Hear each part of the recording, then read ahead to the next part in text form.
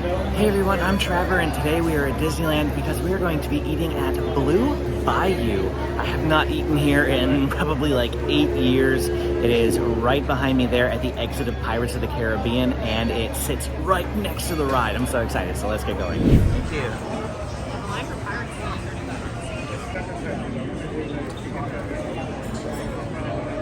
Where are we?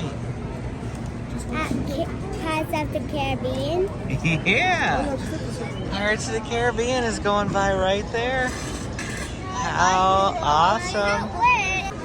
So we requested a waterside table and they told us it was going to be 30 minutes. And about 1 minute later we got called. We were like, oh, okay, but sure enough, we are right here by the water. We have not eaten here at Blue Bayou in probably about 8 years. James is turning 9 in a month, and I feel like he was a baby 1, something like that the last time we were here. So at least 7 to 8 years. I'm really excited to give this place a try again. Here inside the menu, they have the story of the Blue Bayou on the left, and then we've got some featured menu items. It's pretty dark in here, so I'm going to try to show you all of these. We've got scallops a la plancha, filet mignon, a hurricane drink, and a signature champagne cup. So those are just the featured items. Then family favorite beverages down here, Louisiana lemonade, a mint julep, and the dinner menu. So the introductions are our appetizers. Then we have our entrees down here. And the sweet selections are the desserts. Looks like the most expensive item on the menu is an Oscar-style ribeye, $56. The cheapest item on the menu is a lemon basil pasta for $28. So I'd put the average price at somewhere in the $40 range. I'm gonna be very distracted my whole meal. I can't even look at the menu to decide what I want because I'm too busy looking at the boats going by. This is like Haleva Joe's all over again. Too busy looking at the view that I can't think about ordering off the menu. I decided instead of getting one of the main entrees, I just asked if I could order 2 of the appetizers, but have it come out as my entree instead of the appetizer.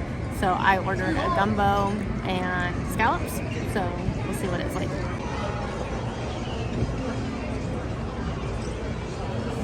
This here is the corn fritters. Everything is dark in this restaurant, so you're not going to be able to get a good look at what these corn fritters look like. But there's at least 3 of them, and I can't wait to try them. Amy cut this open, and here's a look at the inside of the fritter. What do you think? I'm trying to figure out what it tastes like.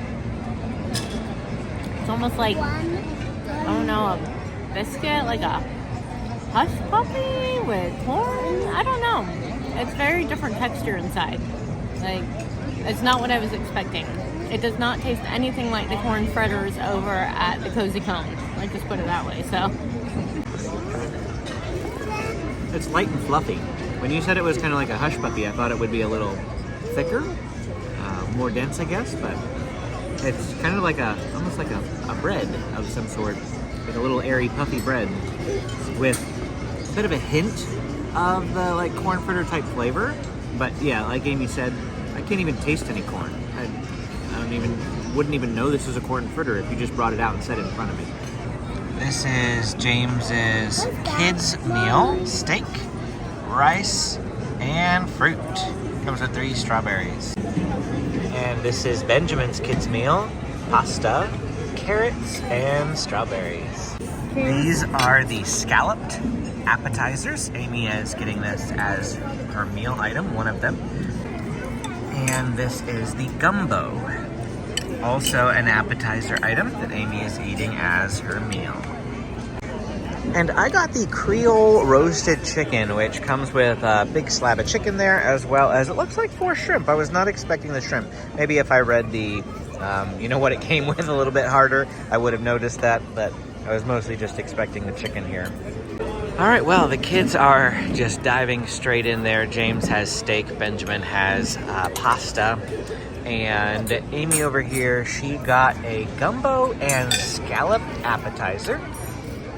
And combined, they came out to $26. The scallops themselves were $18. The gumbo was $8.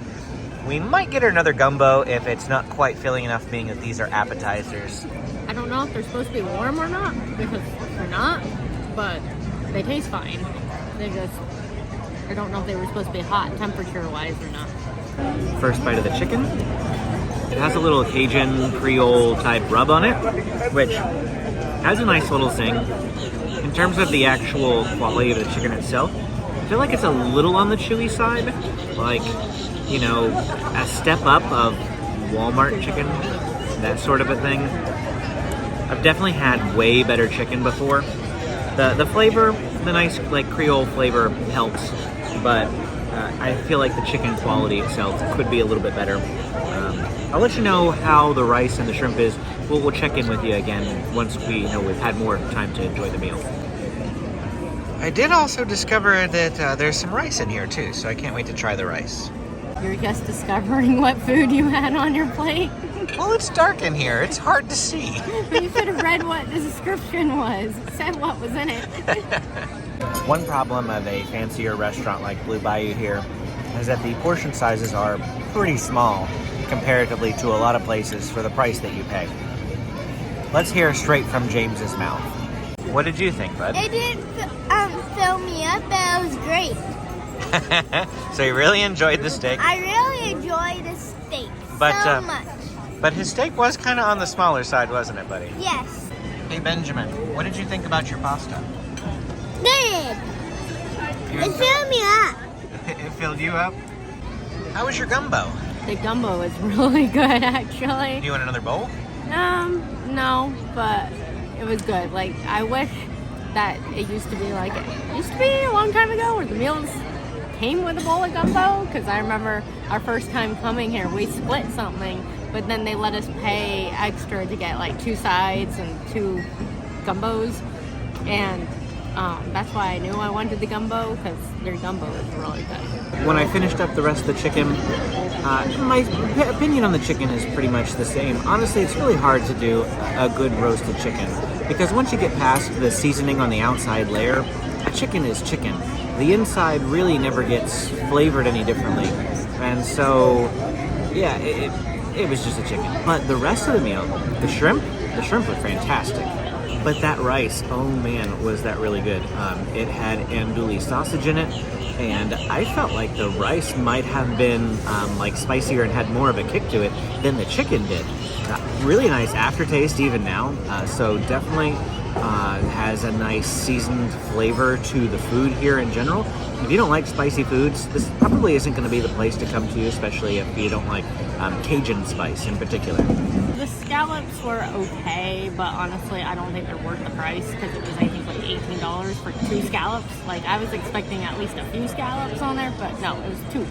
I mean, it did have some, like, other, I don't know, sauce and, like, almost like a bean dip type thing underneath, so that was more filling, but I wouldn't order the scallops again type of thing, so.